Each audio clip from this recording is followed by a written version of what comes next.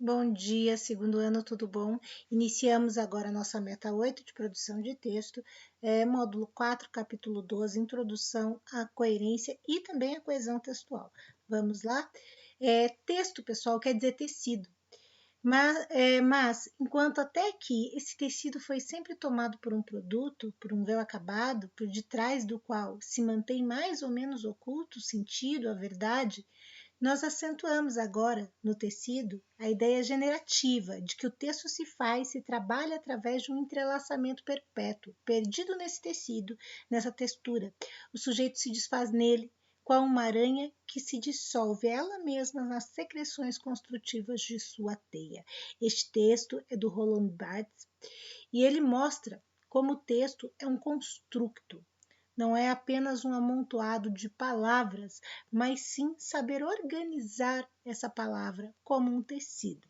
Lembrando que a palavra texto vem da palavra tecido. Há diferentes mecanismos que vão garantir a textualidade no nosso texto, que é a forma que se dá o sentido para o texto, como se constrói a relação das suas partes estruturais e também das ideias contidas nela. Um texto bem elaborado ele apresenta períodos estruturados em parágrafos que interrelacionam-se de modo a fazer sentido para o leitor. Para desenvolvermos um texto dissertativo argumentativo que possa ser compreendido pelo leitor, é necessário, pessoal, que as ideias discutidas nele estejam adequadamente relacionadas ao tema e, no plano gramatical, que os elementos responsáveis pela continuidade do texto sejam utilizados. Tranquilo? Então, quais são aí os nossos elementos, ou o que os nossos elementos de continuidade devem fazer? Eles devem retomar palavras, expressões, ideias anteriores. Lembram lá anáfora, catáfora? Eles devem apresentar ideias que se somam às expressões anteriormente ditas e também utilizar conectores, conjunções, advérbios, pronomes, tudo isso tem que estar lá dentro dos nossos elementos de continuidade. Coerência textual, pessoal, aqui é só uma introdução. Depois nós vamos ter uma aula aprofundando isso. Mas coerência é o conjunto de relações de sentido que dá unidade ao texto e o torna inteligível ao seu receptor. Ou seja, a coerência estabelece na interlocução, na relação entre quem produz e quem interpreta o texto. Falta de coerência. Vamos lá.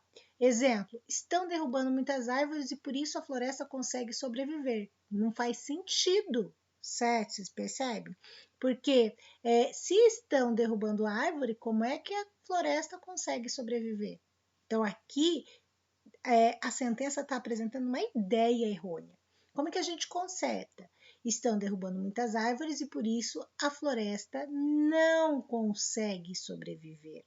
Porque se estão derrubando muitas árvores, a consequência é que isso vai acarretar em um desmatamento muito grande e a floresta morrerá.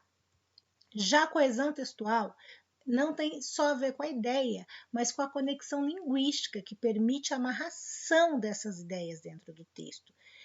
Dentro de um texto, a coesão pode ser compreendida pelas relações linguísticas, como o uso correto dos advérbios, dos pronomes, o emprego de conectivos, de conjunções, de sinônimos, tudo isso garante aí a nossa coesão textual. Um exemplozinho aqui para vocês de falta de coesão.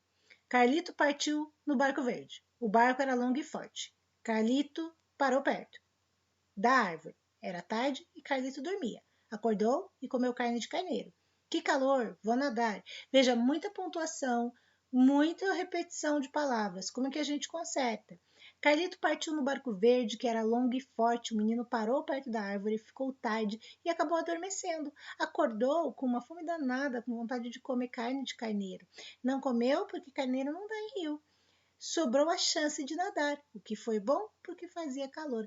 Veja quando eu adiciono palavras, quando eu adiciono conectivos, quando eu evito repetições, o meu texto fica mais claro e, portanto, mais objetivo. Pessoal, a aula de hoje é isso, a referência aí à tua apostila, módulo 4, capítulo 12, também retirei lá do livro do Círio Pocêndio. Tranquilinho? Até mais!